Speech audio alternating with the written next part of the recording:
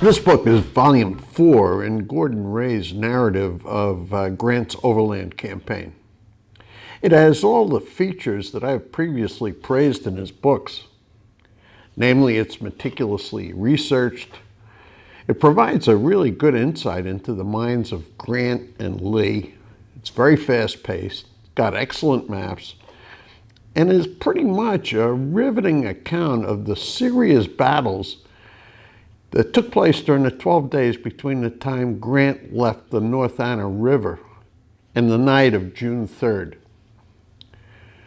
To me, the most interesting aspect of the book is that it completely exploded a number of misconceptions that I had about the Battle of Cold Harbor. I'll just mention 3 of them. The first is that the assault on June 3rd was completely unwarranted. What I learned from this book is that Grant and Lee fought a series of battles between the departure from the North Anna River and the assault on June 3rd, a period of 12 days. For the most part, the Federals did pretty well and were more or less winning those engagements. In fact, on June 1st, the Federals came within an ace of rolling up the entire Confederate line on Totopotomoy Creek. Grant had every reason to believe that when he got his entire army together, facing Lee, that he'd be able to destroy the army. Unfortunately, he lost June 2nd and had a delay until June 3rd. The second misconception was that Grant made an assault involving the entire Army of the Potomac and that he carried it on long past any chance of success. The fact is that the June 3rd assault ended up involving only 3 of his corps, the ones on the southern end of his line, with much of the rest of the army uninvolved.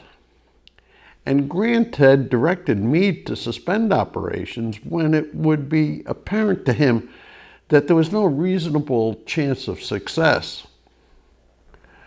The attacks that were made were, for the most part, uncoordinated, and Meade took no hand in directing and coordinating the actions of his attack formations.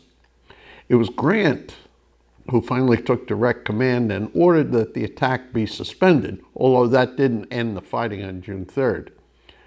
Meade had completely failed to fulfill his duty. The third misconception was that Grant incurred an outrageous number of casualties in a period of 10 minutes on the morning of June 3rd. Gordon Rhea furnishes a detailed and thoughtful presentation of the casualties incurred by both sides. Now, jumping to the main point, Grant didn't sustain 6,000 or 8,000 casualties in the first 10 minutes of the June 3rd battle. It was more like 3,000 over a period that lasted something more than an hour. And he points out that there were many more casualties on both sides in the entire drive to Cold Harbor, as well as during the balance of that day, June 3rd. So the total for June 3rd was probably around 6,000. If you take the 12 days between the departure from the North Anna to the night of June 3rd, total casualties for Grant were about 13,000 versus 5,000 for Lee. That's still a lot of casualties, but it's certainly no worse than the casualties incurred in the Wilderness and in Spotsylvania. And of course, Grant can replace those casualties. When you put all of this together, the June 3rd attack doesn't appear to be as outrageous as I had been led to believe in previous reading. There is, of course, a whole lot more in this book. The more includes descriptions of the miserable, absolutely miserable relations between the various Union commanders. All the mistakes and the lucky guesses that Lee made. Grant's mastery of the art of maneuver, as well as his determination to continue to destroy Lee. Now, I got to say, this book left me with a question whether Grant shouldn't have replaced Meade with Baldy Smith when he first assumed command of all the Union armies. Now, as you might expect, I thoroughly recommend this book to anybody who wants to study this aspect of the Civil War. I'm looking forward to the next volume, which will be the last in the series, and it's called On to Petersburg.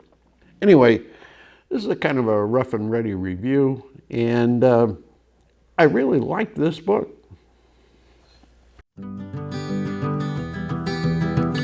I hope you enjoyed this video.